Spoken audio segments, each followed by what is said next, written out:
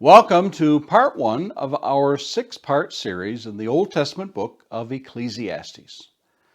King Solomon, the author of our book, was the ruler of Israel some 3,000 years ago.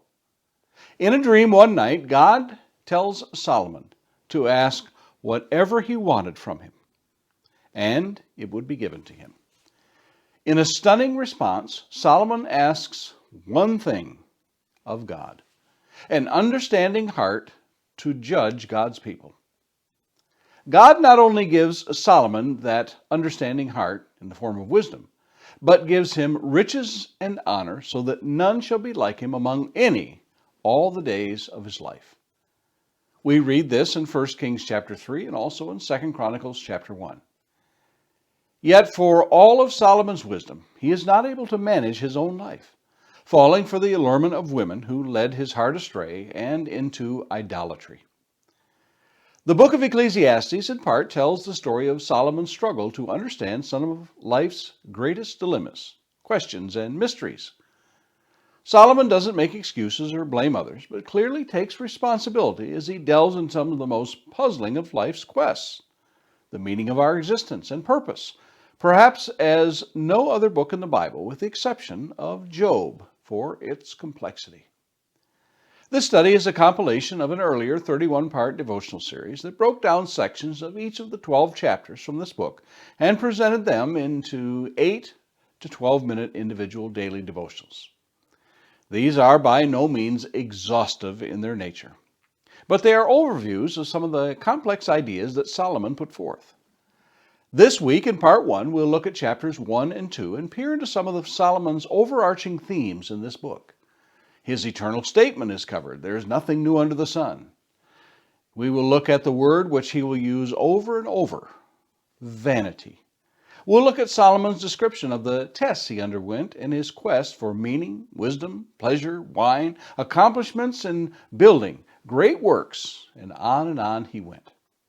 I hope that you will enjoy and learn from what Solomon, the inspired writer, penned for us all those years ago, and see that they are as relevant today as they were then.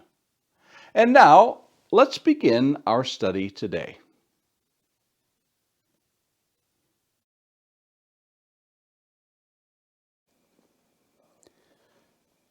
Welcome to day 1 in our 31-day devotional series of the study of the book of Ecclesiastes from the Old Testament. Our title for today is The Words of the Preacher, from Ecclesiastes 1:1. To give our context of who we are reading about today, we're going to read the entirety of chapter 1. Beginning in verse 1, the words of the preacher, the son of David, king in Jerusalem. Vanity of vanities, says the preacher, vanity of vanities, all is vanity. What does a man gain by all the toil at which he toils under the sun? A generation goes and a generation comes, but the earth remains forever. The sun rises and the sun goes down, and hastens to the place where it rises. The wind blows to the south and goes around to the north. Around and around goes the wind, and on its circuits the wind returns. All streams run to the sea, but the sea is not full. To the place where the streams flow, there they flow again. All things are full of weariness. A man cannot utter it. The eye is not satisfied with seeing, nor the ear filled with hearing. What has been is what will be, and what has been done is what will be done, and there is nothing new under the sun. Is there a thing of which it is said, see, this is new? It has already been in the ages before us. There is no remembrance of former things, nor will there be any remembrance of later things yet to be among those who come after. I, the preacher, have been king over Israel and Jerusalem, and I applied my heart to seek and to search out wisdom, all that is done under heaven. It is an unhappy business that God has given to the children of man to be busy with. I have seen everything that is done under the sun, and behold, all is vanity and a striving after wind. What is crooked cannot be made straight, and what is lacking cannot be counted. I said in my heart, I have acquired great wisdom, surpassing all who were over Jerusalem before me. And my heart has had great experience of wisdom and knowledge. And I applied my heart to know wisdom, and to know madness and folly. I perceive that this also is but a striving after wind. For in much wisdom is much vexation, and he who increases knowledge increases sorrow.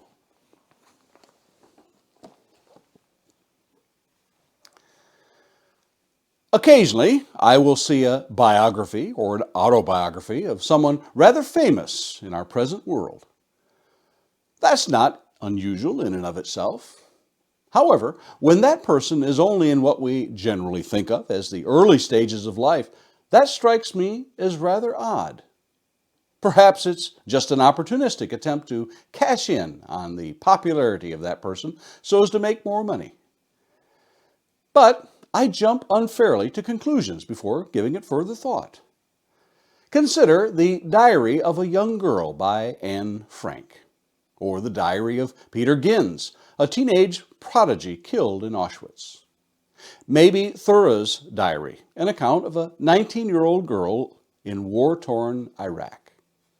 Perhaps the autobiography of Apollo Anton Ono, the fabulous speed skater from the 2002 Winter Olympics. These are inspirational stories for young people that teach about adversity and the trials of life. But they also teach those of us who are older that young people indeed have struggles in this life. Our study of the book of Ecclesiastes begins simply by observing a few noteworthy items about the author, the preacher, the son of David, king of Israel, Solomon. For so he identifies himself in the very first verse and again in Ecclesiastes 1:12, where he says, I, the preacher, have been king over Israel in Jerusalem. Solomon closes the writing near the end by saying of himself in Ecclesiastes 12, verses 9 and 10, besides being wise, the preacher also taught the people knowledge, weighing and studying and arranging many proverbs with great care. The preacher sought to find words of delight, and uprightly he wrote words of truth.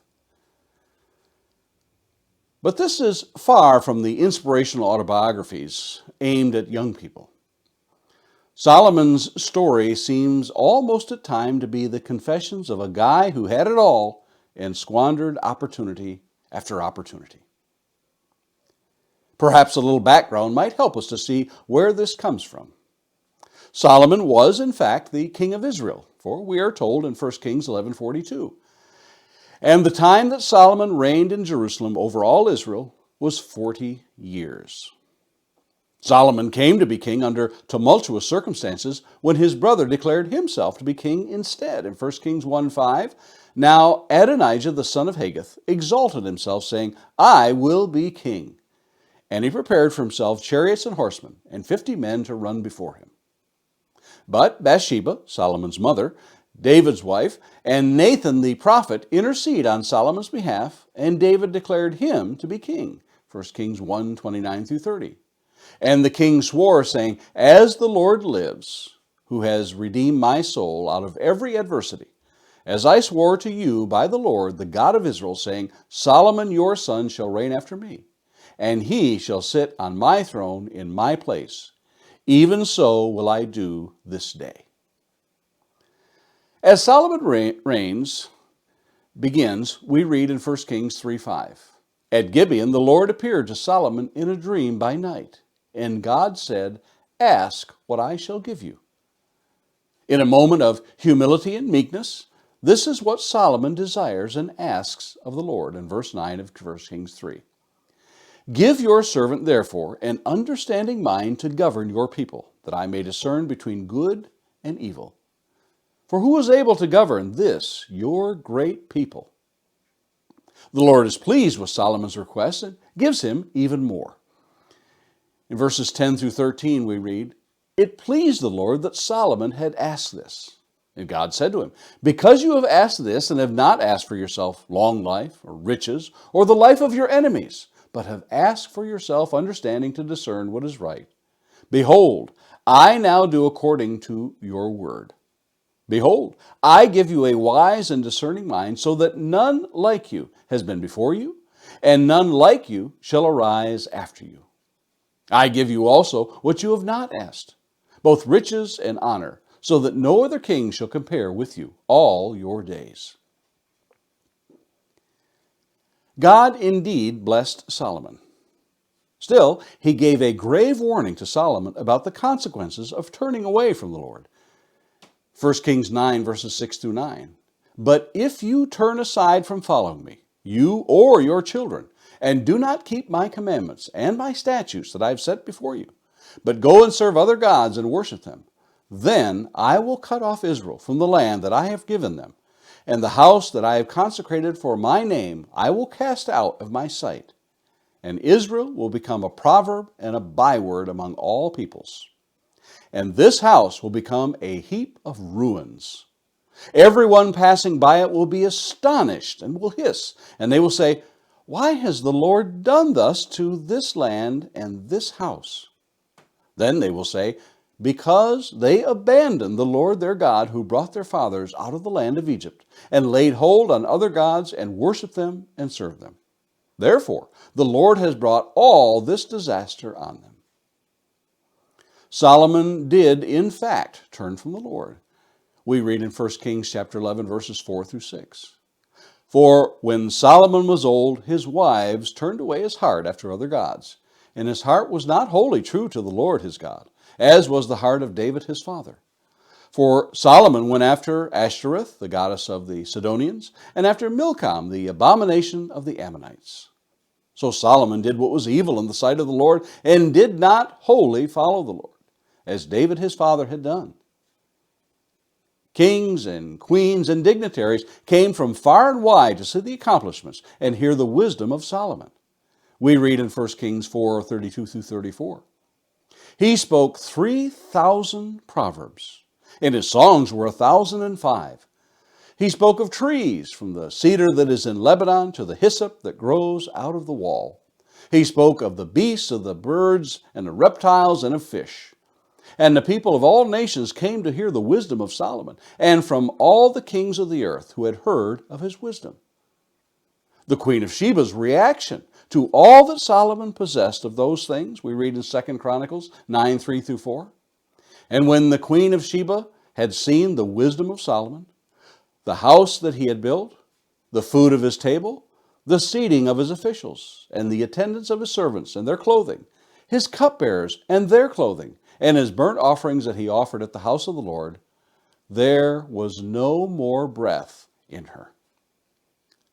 Yet, for all of Solomon's wisdom, wealth, and accomplishment, he will account for them over and over as a striving after wind and vanity, as we shall see.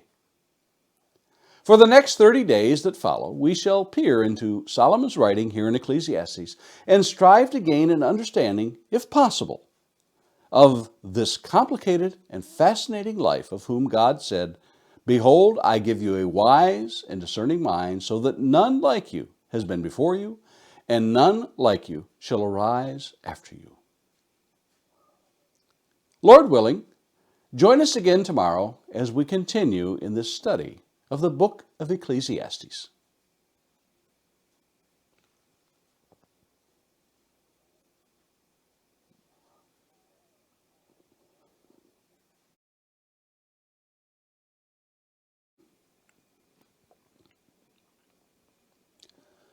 Welcome to day 2 in our study of the book of Ecclesiastes. Today's lesson is entitled, There is Nothing New Under the Sun, from Ecclesiastes chapter 1 and verse 9. We'll be reading verses 1 through 11 to give our passage its context.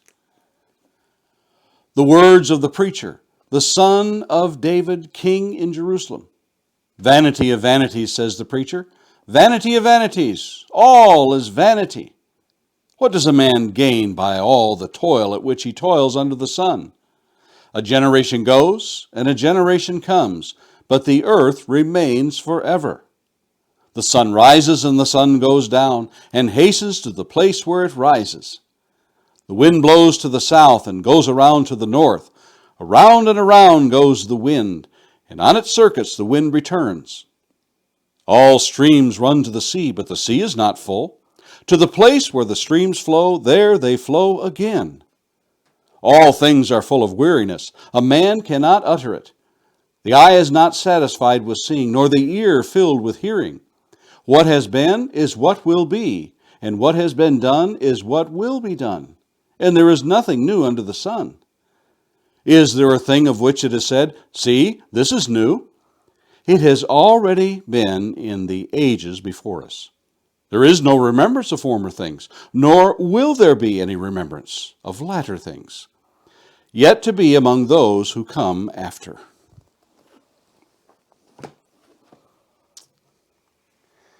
See if you recognize these statements. The more things change, the more they stay the same. Things are more like they are now than they have ever been. Same old, same old. C'est la vie. Same thing, different day. It's like deja vu all over again. I've spoken in other devotionals of the timeless plots in literature. Rudyard Kipling believed that there were 69 story plots, but the so-called experts have boiled them down to plots, and the most common number of plots is 7. You may have your own opinion, as do I, but let's look at those 7 and see what those so-called experts have come up with. This is from the storytelling website, sparkle.com. The same 7 are found at other places as well.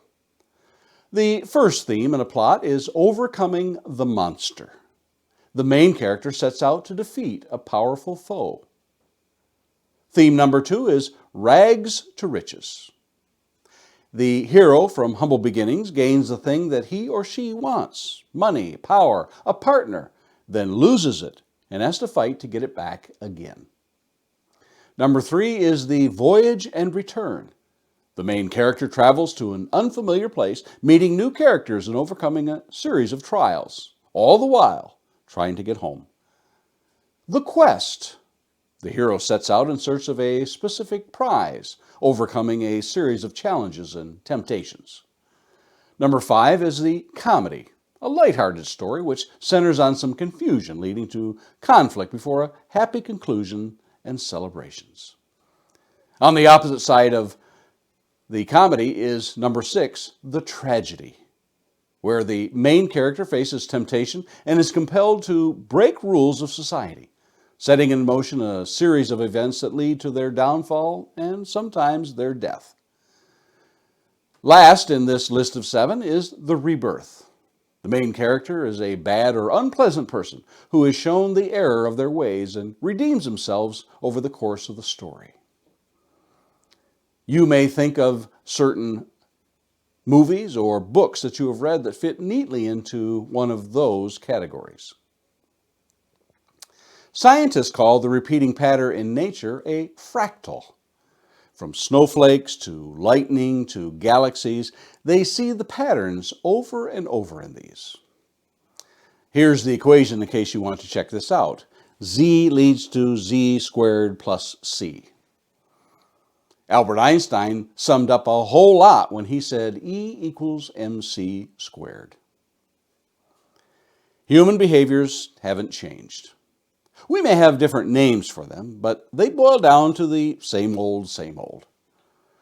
Amazing how Solomon summed this all up when he said in verse 9, "What has been is what will be, and what has been done is what will be done, and there is nothing new under the sun." But what about inventions, the scoffers and skeptics might ask? Yes, there are new inventions, but humans are still subject to the same behaviors. Spaceships, telescopes, and computers haven't changed man's propensity to discover and search. These modern means have not changed man's propensity for evil as well. Weaponizing rockets for war came from the same research on rocketry. Spying came from the same optics and telescopes that brought spy satellites.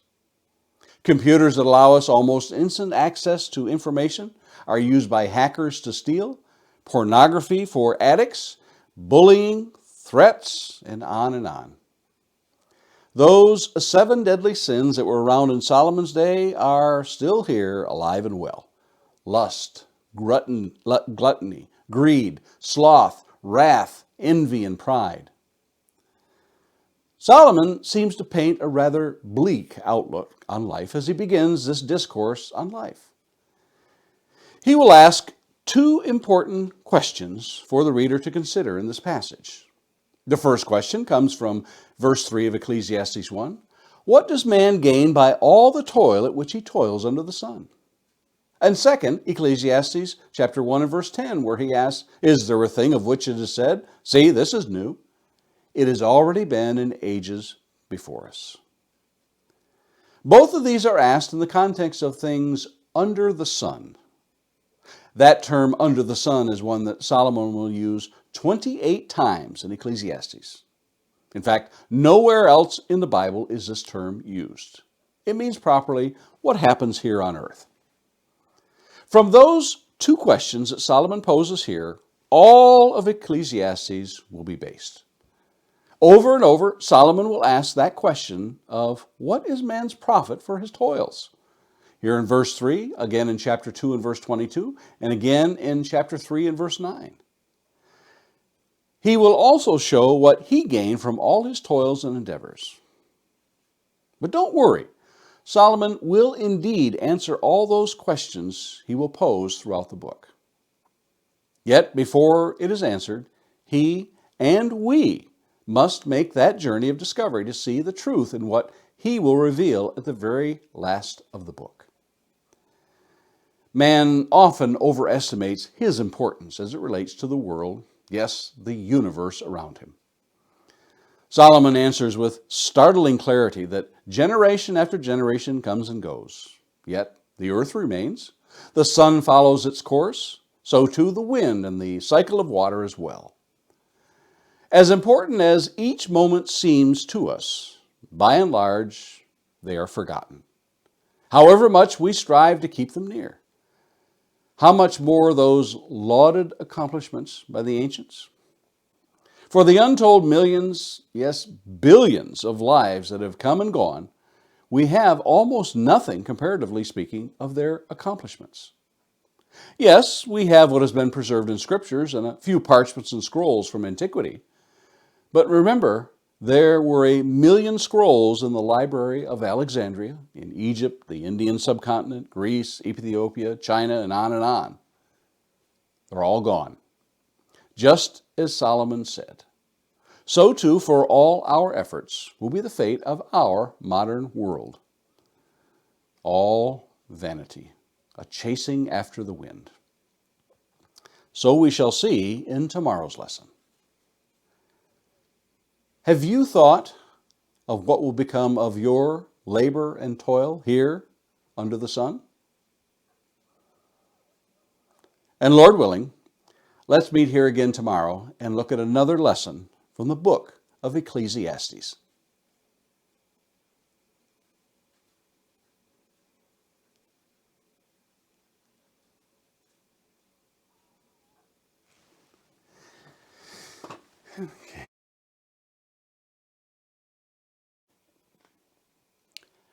Welcome to day 3 of our study of the book of Ecclesiastes. Our lesson today is entitled, All is Vanity and a Striving After Wind. To give our passage its context, we'll be reading verses 12 through 18 of Ecclesiastes 1. I, the preacher, have been king over Israel and Jerusalem, and I applied my heart to seek and to search out by wisdom all that is done under heaven. It is an unhappy business that God has given to the children of man to be busy with. I have seen everything that is done under the sun, and behold, all is vanity and a striving after wind. What is crooked cannot be made straight, and what is lacking cannot be counted. I said in my heart, I have acquired great wisdom, surpassing all who were over Jerusalem before me, and my heart has had great experience of wisdom and knowledge. And I applied my heart to know wisdom, and to know madness and folly. I perceive that this also is but a striving after wind. For in much wisdom is much vexation, and he who increases knowledge increases sorrow.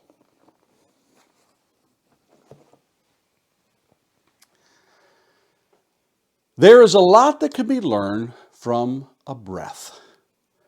Consider when the doctor puts the stethoscope to your chest and asks you to take a deep breath and then exhale.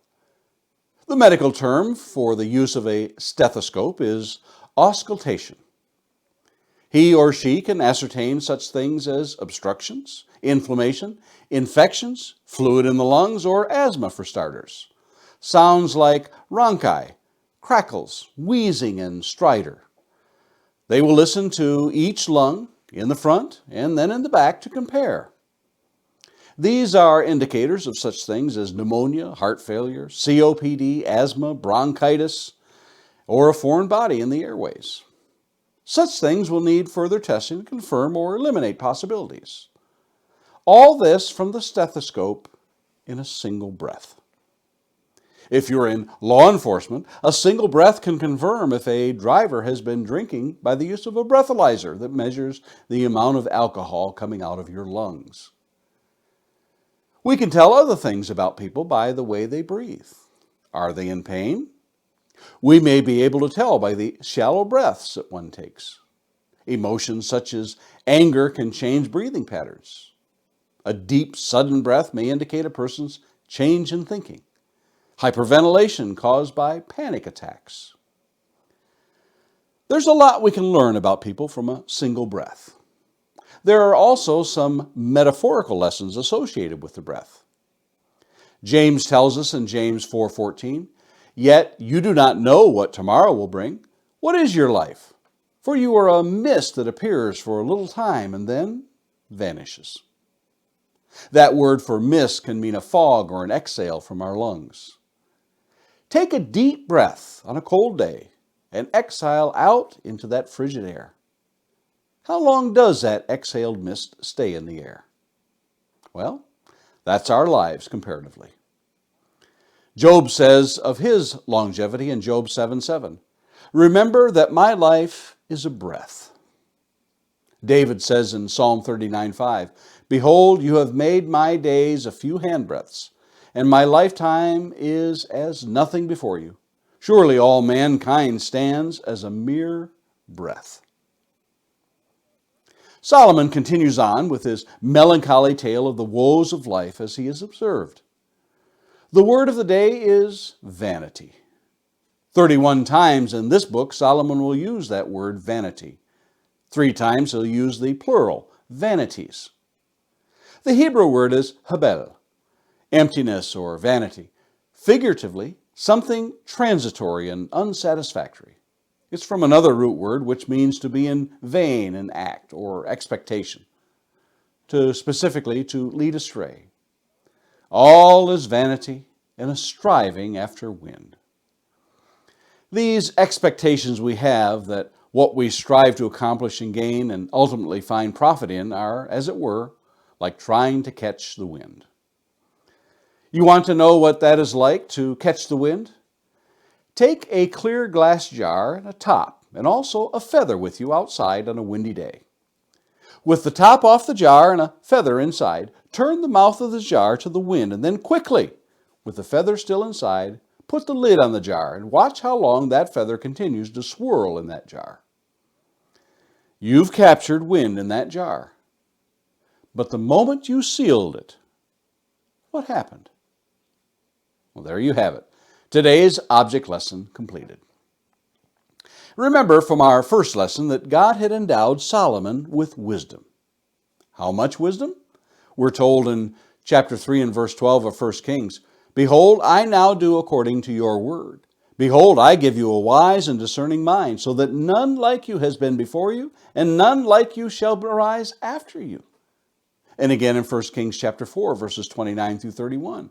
"And God gave Solomon wisdom and understanding beyond measure, and breadth of mind like the sand of the seashore, so that Solomon's wisdom surpassed the wisdom of all people of the east, and all the wisdom of Egypt. For he was wiser than all other men, wiser than Ethan the Ezrahite, and Heman, Calcol, and Darda, and the sons of Mahal, and his fame was in all the surrounding nations.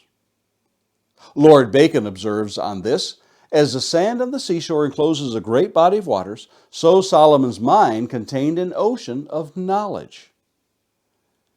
By every way of measuring wisdom and knowledge and discretion, Solomon exceeded everyone who ever lived and ever would live. Shakespeare could not outright him. Einstein could not outthink him. No philosopher could out-philosophize him. Yet Solomon grasped that all his mind could comprehend was an unhappy business. Perhaps it was like the mathematician who was gifted enough to calculate all manner of addition, subtraction, multiplication, and division. Sooner or later, one becomes weary of simply computing calculations. After all, it's all the same process. Solomon was given the gift of being able to discern, that is, figure out virtually anything that was put before him. Consider the Queen of Sheba in 1 Kings 10, verses 2 through 3. She came to Jerusalem with a very great retinue, with camels bearing spices and very much gold and precious stones. And when she came to Solomon, she told him all that was on her mind. And Solomon answered all her questions. There was nothing hidden from the king that he could not explain to her. One wonders if Solomon reasoned of the fate of man as he pertained to Adam and Eve, as they ate of the tree of knowledge of good and evil. For in much wisdom is much vexation, and he who increases knowledge increases sorrow. Isn't that indeed the same of what Adam and Eve found there in the garden? Consider also that Solomon discovered that in all the wisdom, what is crooked cannot be made straight, and what is lacking cannot be counted. Verse 15. He could not cure the ills of mankind with wisdom. It may very well be that in his pursuit to guide men by wisdom, he fixed his mind upon the Proverbs, thereby showing the light of wisdom, discretion and knowledge, and the darkness of folly and vice. Solomon will visit this theme of considering wisdom again in the course of his writing. But he must first turn to the business of pleasure, for so is tomorrow's lesson. Have you sought the wisdom from above to guide your life? Have you found it to be a burden or a joy? And Lord willing, let's meet here again tomorrow for another lesson in the book of Ecclesiastes.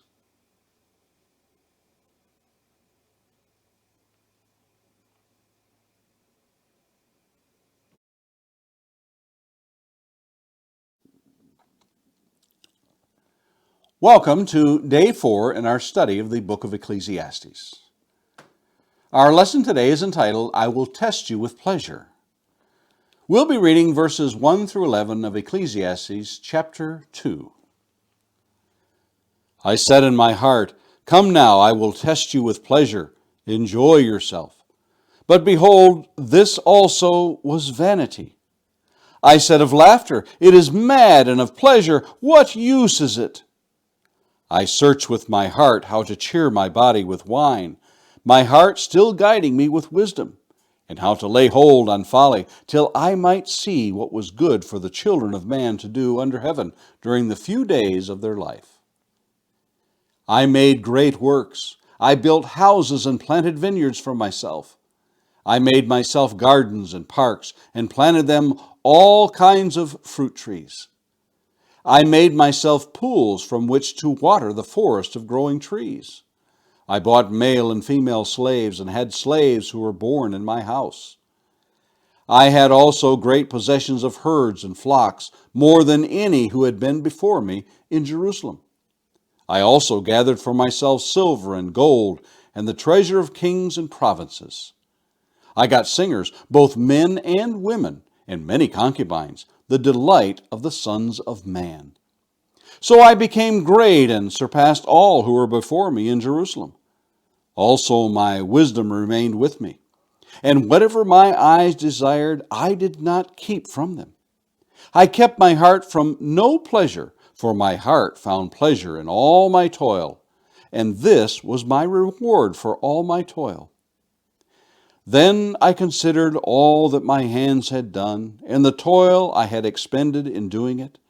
And behold, all was vanity and a striving after wind, and there was nothing to be gained under the sun.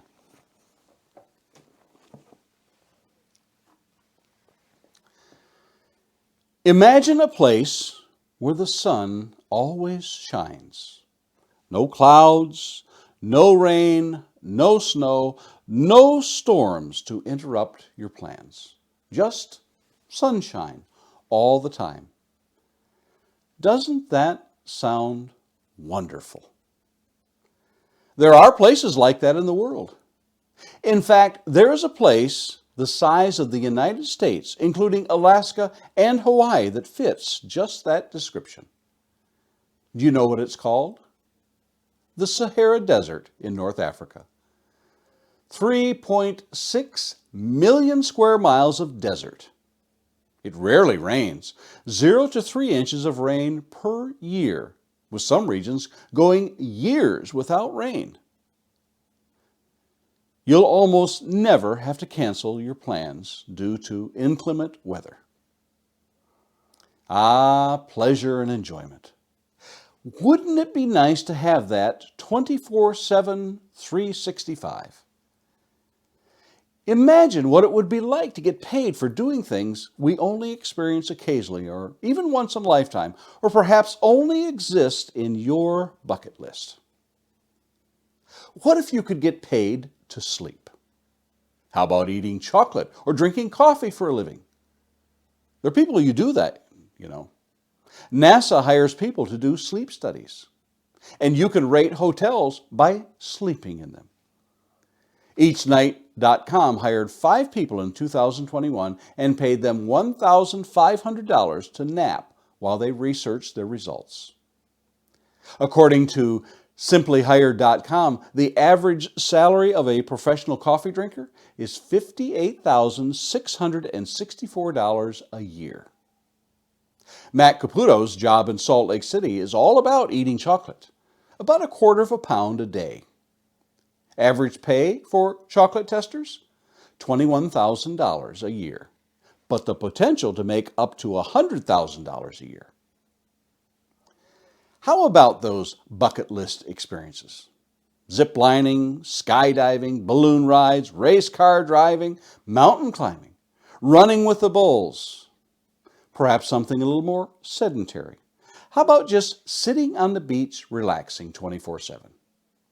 Maybe that favorite band that you like to hear, touring with them for years at a time. How about reading for a living? Well, you get the idea. Things that are fun once, but not full-time. It seems that few of us want that much pleasure. In the end, it just becomes a job. And that's what we're looking for an escape in the first place. Solomon begins our section today by proclaiming in verse 1, I said in my heart, come now, I will test you with pleasure. Enjoy yourself. But behold, this also was vanity. Well, maybe he just didn't try the right kind. He tried laughter, pleasure, and wine in search of pleasure. What we might call a good time. It was party central, and a good time was had by all. While he was at it, he added a little wine to that recipe, all the while trying to keep his wits about him with wisdom. I wonder how many through the ages have told themselves that taking in alcohol won't harm body, mind, and soul. If only the graveyards could speak of those whose lives came to a sudden and tragic end as a direct or indirect result of alcohol. His conclusion? You guessed it, vanity. Consider what Solomon wrote in Proverbs 20, verse 1. Wine is a mocker, strong drink a brawler, and whoever is led astray by it is not wise. And again in Proverbs 23, verses 29 through 35. Who has woe? Who has sorrow? Who has strife? Who has complaining? Who has wounds without cause? Who has redness of eyes? Those who tarry long over wine, those who go to try mixed wine. Do not look at wine when it is red, when it sparkles in the cup and goes down smoothly. In the end, it bites like a serpent and stings like an adder. Your eyes will see strange things, and your heart utter perverse things. You will be like one who lies down in the midst of the sea, like one who lies on the top of a mast. They struck me, you will say, but I was not hurt. They beat me, but I did not feel it. When shall I awake? I must have another drink. In the first part of chapter 31 of Proverbs, we read King Lemuel's mother declare to him in verses 4 and 5. It is not for kings, O Lemuel, it is not for kings to drink wine or for rulers to take strong drink, lest they drink and forget what has been decreed and pervert the rights of all the afflicted. One wonders at the wisdom of Solomon when he wrote in Proverbs 25:16, If you have found honey, eat only enough for you, lest you have your fill of it and vomit. And again in chapter 25 and verse 27 through 28 of Proverbs, it is not good to eat much honey, nor is it glorious to seek one's own glory. A man without self-control is like a city broken into without walls. One doesn't have to dig too deep into these Proverbs to grasp that Solomon is not writing strictly about honey, but what honey represents here, and that is pleasure. Learning about self-control is one of the paramount lessons of life. Imagine that. Nothing was denied him. It never rained on Solomon's parade. Still, in the end, it brought nothing of lasting profit to him. On the outside, it may have appeared a success, but inside, there was an emptiness.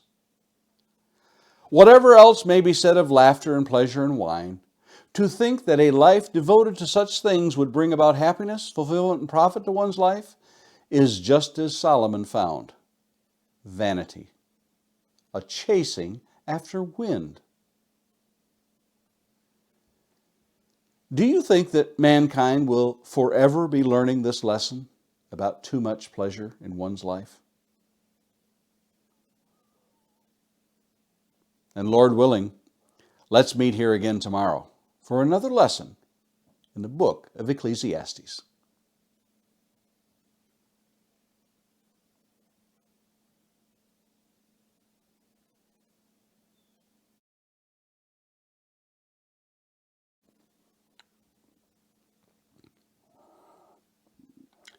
Welcome to day 5 of our study of the book of Ecclesiastes.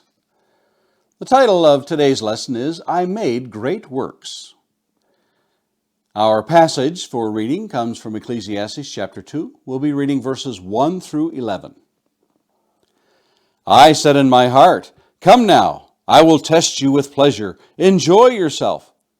But behold, this also was vanity. I said of laughter, It is mad, and of pleasure, what use is it? I searched with my heart how to cheer my body with wine, my heart still guiding me with wisdom, and how to lay hold on folly, till I might see what was good for the children of man to do under heaven during the few days of their life. I made great works. I built houses and planted vineyards for myself.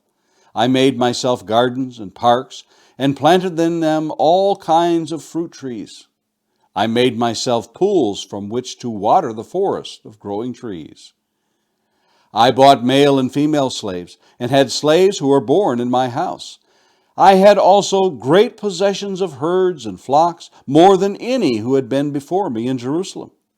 I also gathered for myself silver and gold, and the treasure of kings and provinces. I got singers, both men and women, and many concubines, the delight of the sons of man. So I became great and surpassed all who were before me in Jerusalem. Also my wisdom remained with me, and whatever my eyes desired I did not keep from them. I kept my heart from no pleasure, for my heart found pleasure in all my toil, and this was my reward for all my toil. Then I considered all that my hands had done, and the toil I had expended in doing it, and behold, all was vanity and a striving after wind, and there was nothing to be gained under the sun.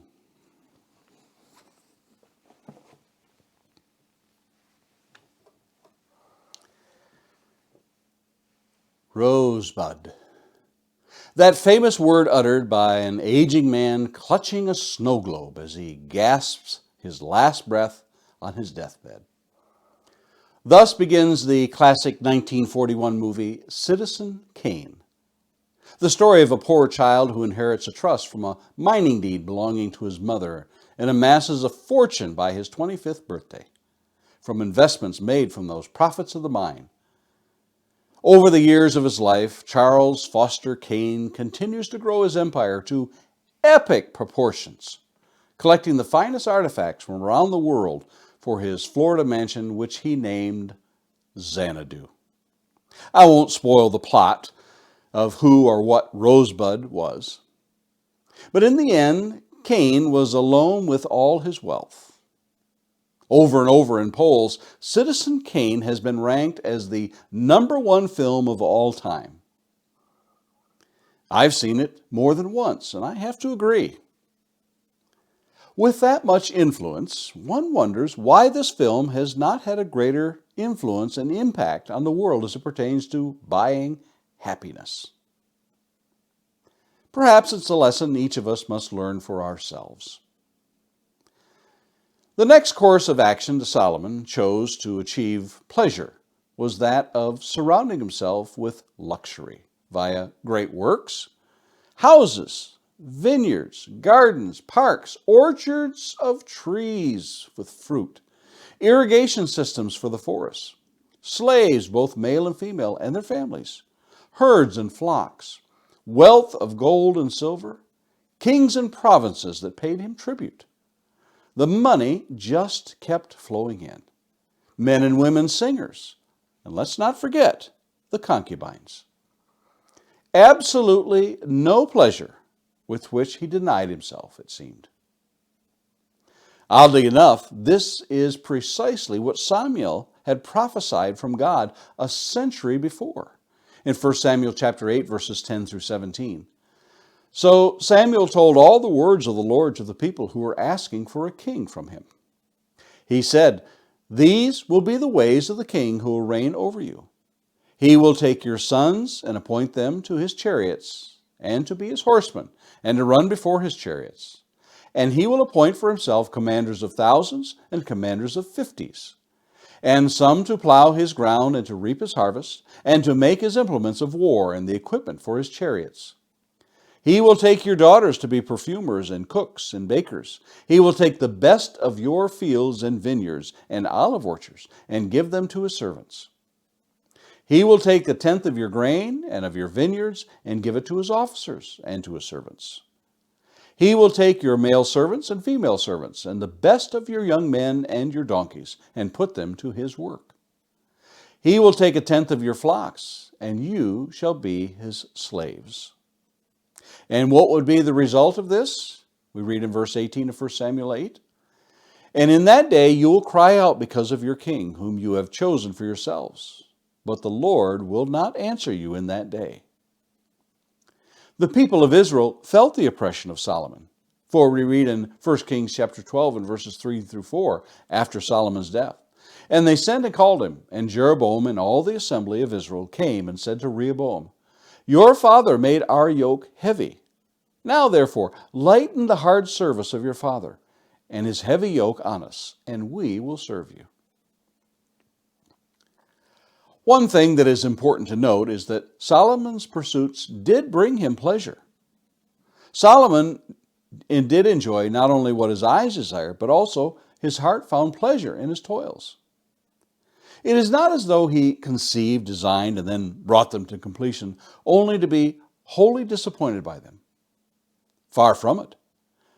There was pleasure in such pursuits. To say that there wasn't, and never can be, is to miss the point of what is written. The conclusion Solomon reached after his ventures, we read in verse 11, Then I considered all that my hands had done and the toil I had expended in doing it. And behold, all was vanity and a striving after wind, and there was nothing to be gained under the sun.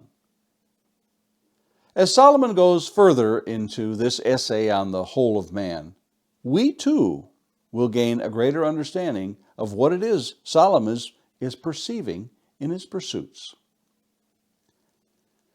In Solomon's lifetime, perhaps as at no other time, there is peace in Israel.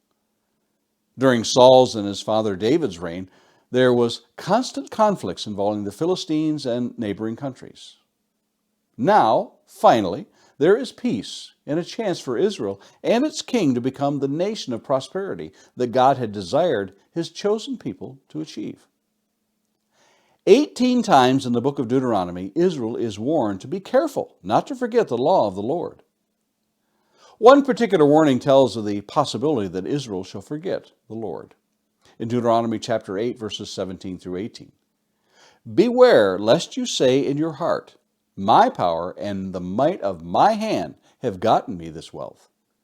You shall remember the Lord your God, for it is he who gives you power to get wealth, that he may confirm his covenant that he swore to your fathers, as it is this day.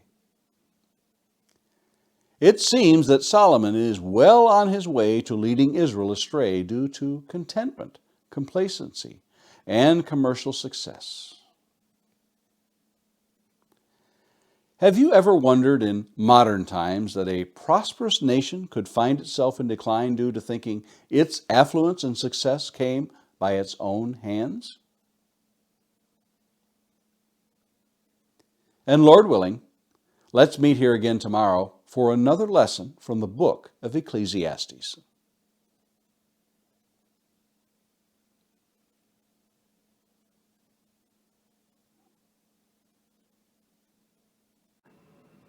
Well, there you have it for this study.